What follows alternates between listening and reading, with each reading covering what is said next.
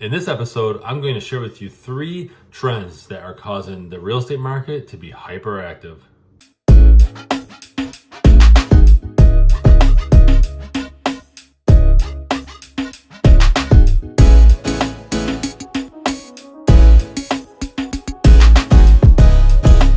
Welcome everyone to this episode of the Ask Jason Gelios Show. I'm Jason Gelios, Michigan Realtor. Really appreciate you guys tuning in to this episode.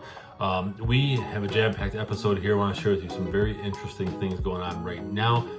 Not just a real estate market update, but pretty much 3 things that are really causing the real estate market to be hyperactive. And so we're going to focus on these 3 things. This is actually inspired by an article on REALTORmagazine.com. So I really wanted to share this with you because it's extremely interesting. Now, before we dive into the depth of this episode, if you can go ahead and follow me on social media, I have all the links in the comments, in the description below, and if you can go ahead and if you're on YouTube watching this, go ahead and hit subscribe and hit that bell so you don't miss out on future episodes like this, as well as in between Realtor rant videos that I do and updates throughout the week. Okay, now let's go ahead and dive into these. So these 3 trends, okay? First off, you have mortgage rates that are at a national average right now of about 2.71%. So under 3%, you can pretty much do a refinance or you can purchase a home, all right, and get proven. So that's the main driver of the home buyers going out and trying to get homes. We're seeing multiple offers, right? We're seeing all this stuff happening, even through a pandemic. It's December, okay, mid-December 2020. The vaccine for the coronavirus has been shipped out. There's a little bit of hope there, but throughout this year, we haven't really seen a slowdown besides maybe a month earlier this year where we were actually locked down, okay? But that didn't last long because we advocated and got deemed essential, which opened up the floodgates even more, okay?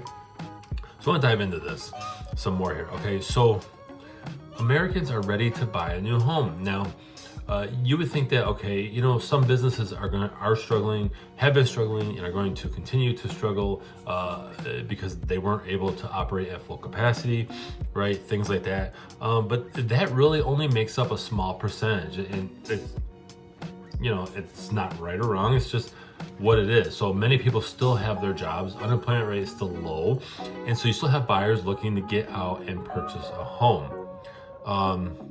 I want to share with you something else here. Okay, so pending home sales are up 20% from the same time last year, 2019. That's impressive. During a pandemic, we're 20% higher. Okay, mortgage rates, again, they are at record lows. That's crazy. So that's what's driving it. Okay. So one would think, well, okay, you know, builders have been building homes for a little bit, or rather back to building homes at faster paces, because remember, builders got really hit back in the recession.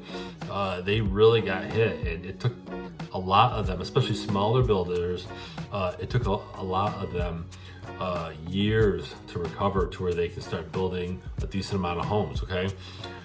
So you would think, well, okay, builders should just buy new homes, right? They should just hurry up and build homes. Well, here's why they can't increase that pace, and that's because of labor shortages, okay? Buyer demand, one, is surging faster than they can build homes, okay? But the thing is, builders just can't get the labor. Then you have escalating prices, so price of lumber, price of goods, all right, anything down to the plugs that they use, okay? It's just everything's high right now in terms of price. Not to mention the manufacturers of these items are having a hard time keeping up. We're seeing this in the retail space where you can't find certain items on the shelf, or if you buy something online, it takes forever. So you really can't just say, okay, you know, builders, just hurry up and buy some more. I mean, build some more homes, because it just doesn't happen.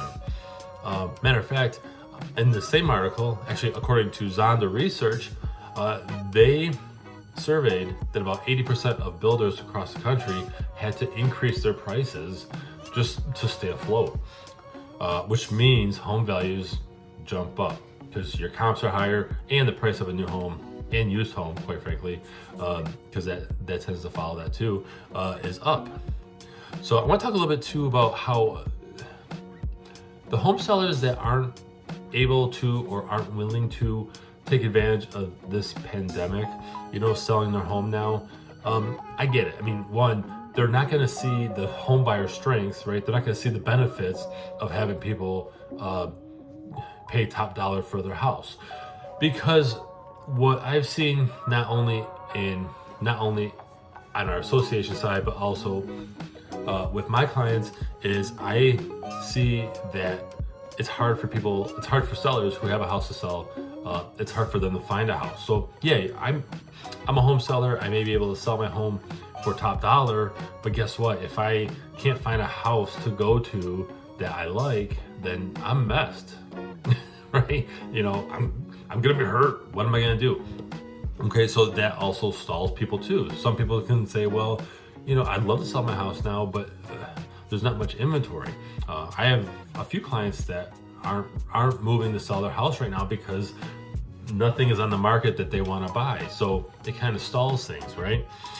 I'm gonna talk a little bit about how suburbs are growing. They are growing. Probably just drive through any metro area, and you'll see. However, cities aren't exactly dead. And what I mean by that is, in what this article references, is that people aren't giving up on city living. Matter of fact, it's been shown in another survey that I read. It's been shown that the popularity of city living, meaning you could just walk, let's say, from a city apartment or a place that you own to downtown area, is hugely attractive to the millennials. So very interesting. Okay. Now, the concept of home, and I just want to touch on this briefly. The concept of home, especially during this pandemic, home has really taken another definition. So in other words, home has really become a focal point to that large group out there that said, well, I love my house, but I go out a lot. With us having to hunker down more, a lot more people working from home, the home really has been a focal point. I've seen people get back into wanting a home office, quite frankly, or space for additional desks, because they have people, kids or older kids who are learning from home. So 2019, matter of fact, I did a video where the home office was a dying trend, and now it's back and it's hot right now. So